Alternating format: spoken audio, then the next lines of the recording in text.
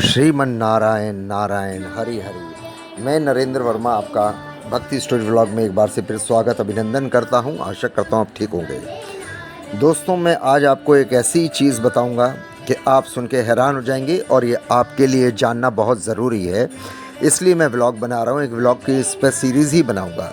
जैसे हमने जीवन में हम जीते हैं तो अपना मेडिक्लेम का ध्यान रखते हैं, कहीं हम बीमार ना पड़ जाएं, अपने घर की हर सुविधा का ध्यान रखते हैं कि हमें ये भी चाहिए ये भी।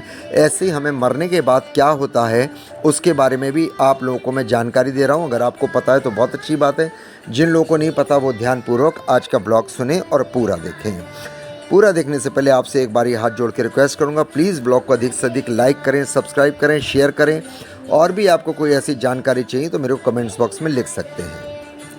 जिस तरह जीवन एक सत्य है, ठीक उसी प्रकार व्यक्ति को ये भी भली भांति पता है कि मृत्यु भी एक ऐसा सत्य है जिसे जितना मर्जी झुठला दे परंतु इसे बदला नहीं जाता। कहने का अर्थ है कि जिसने पृथ्वी पर जन्म लिया है उसकी मृत्यु अवश्य होगी। इस बारे में हमने बहुत से लोगों और कई बारी बड़े बड़े बुजुर्गों से भी कहते सुना है कि मृत्यु के बाद मनुष्य शरीर की आत्मा, क्योंकि शरीर नाश्वर है, शरीर की आत्मा 13 दिनों तक उसी घर में वास करती जहाँ उसकी मृत्यु हुई है। मगर ऐसा क्यों? इस बारे में क्या किसी ने सोचा कि अगर नहीं तो चलिए आज आपको इससे संबंधित जानकारी बताते हैं और जानते कि आखिर क्यों मृतक शरीर की आत्मा 13 दिन तक अपने घर में भटकती रहती है। साथ ही भी बताएंगे 13 दिनों के मृतक के नाम का पिंडदान क्यों किया जाता है, पिंडदान करना क्यों आवश्यक है। बता दें, गरुड़ पुराण के अनुसार मैं बता रहा हूँ, इस बारे में विस्तार से बताया गया है कि गरुड़ पुराण में बताया गया है कि जब किसी व्यक्ति की मृत्यु होती है तो यमराज के यमदूत उसे अपने साथ यमलोक ले जाते हैं।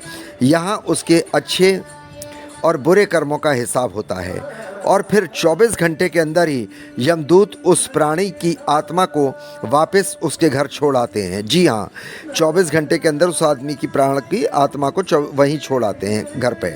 यमदूत के द्वारा आत्मा को वापस छोड़ जाने के बाद मृतक की आत्मा अपने परिजनों के बीच भटकती रहती है, परिजनों को पुकारती है, छूती है, लेकिन किसी को उसके घर में एहसास नहीं होता कि वो है और ना उसकी कोई आवाज़ सुनता है। ये देखकर मृत व्यक्ति की आत्मा बेचैन हो जाती है और जोर जोर से चिल्लाने लगता है, रोने लगता है।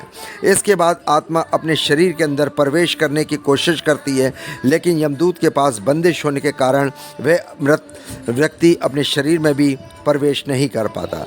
इसके अलावा गरुड़ पुराण की माने तो यमदूत आत्मा के और उसके परिजनों के पास छोड़ आते हैं और उस समय तक आत्मा में इतना बल नहीं होता कि यमलोक की यात्रा तय कर पाए। गरुड़ पुराण के अनुसार किसी भी मनुष्य के मृत्यु के बाद 10 दिनों तक जो क्रिया की जाती है उसके मृतक आत्मा का विभिन्न अंगों की रचना होती है। जो 11वें और 12वें दिन पिंडदान किया जाता है उससे मृतक की आत्मा रूपी शरीर का मांस त्वचा निर्माण होता है और 13वें दिन 13वीं की जाती है और उसके बाद मृतक के नाम का पिंडदान किया जाता है। उसी से वह यमलोक की यात्रा तय करता है जो आप पिंडदान करते हैं 13वें दिन।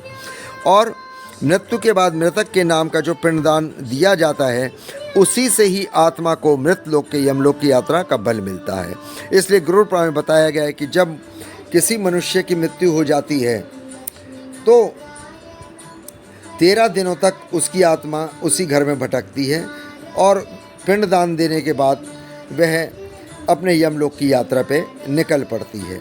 इसके अलावा बता दें कि अक्सर लोगों के मन में सवाल उठता जाता है कि किसी मृत व्यक्ति के नाम का पिंडदान नहीं किया गया। तो दोस्तों, मैं बता रहा हूँ, गरुड़ पुराण में क्लियर लिखा है कि जिस व्यक्ति का पिंडदान नहीं किया गया उसकी आत्मा भटकती रहती है। पिंडदान और 13वीं करना आवश्यक है। 13वें दिन 13 ब्राह्मणों को बुला के उसको भोजन कराएं जो उसके एंड तक काम आता है, अंतिम समय तक, जब तक वो यमलोक की तय यात्रा नहीं कर लेता है। जब हम उसके पिंडदान करते हैं, उसको ब्राह्मणों को भोजन दान आदि जो भी इच्छा अनुसार करते हैं तो उसको यमलोक की यात्रा में कष्ट नहीं होता उस आत्मा को। और कर्जा लेके कभी भी 13वीं नहीं करनी चाहिए किसी की मृत्यु में। किसी ब्राह्मण को कर्जा लेके उधार लेके नहीं दान देना है, अपनी मेहनत का दान देना है। इसलिए कहते हैं अपने जीते जी इतना तो जोड़ लो कि कम से कम आपकी मृत्यु हो जाए तो आपके बच्चे आपका क्रियाक्रम बिना उधार लिए किसी से कर सकें। तो ये था 13 दिन तक आत्मा आपके घर में रहती है। 24 घंटे के बाद जो आपका शरीर ले जाता है, जब आपकी मृत्यु होती है उसके 24 घंटे के बाद यमलोक के यमदूत फिर पृथ्वी में उसके घर छोड़ देते हैं, जाकि उसका क्रियाक्रम पूरी तरह से पिंडदान, तेरही, डेली गरुड़ पुराण का पाठ, कोई बुजुर्ग है यदि जवान मृत्यु हुई तो आप उसका गीता का पाठ करें। प्लीज़ व्लॉग को लाइक करें, सब्सक्राइब करें, शेयर करें।